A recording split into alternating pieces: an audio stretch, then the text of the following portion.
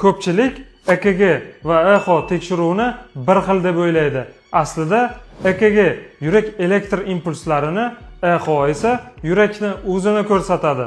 Farqini bilasizmi? EKG yurak elektr signallarini, ritmini, aritmiya bor yo'qligini ko'rsatib beradi.